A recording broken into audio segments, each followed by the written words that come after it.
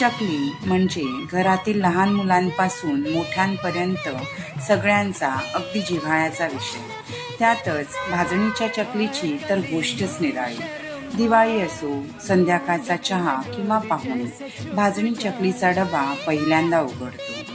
भाजणीच्या पिठामधली प्रत्येक गोष्ट ही एका पर्टिक्युलर वेळेत आणि टेम्परेचरवर भाजली जाते। यातील कोणत्याही गोष्टीचे प्रमाण चुकले तरी ही चकली बिघडते। म्हणूनच की काय, पण आमच्याकडे दिवाळी फराळाच्या ज्या ऑर्डर्स येतात त्यातही चकलीची ऑर्डर खूप जास्त प्रमाणात असते।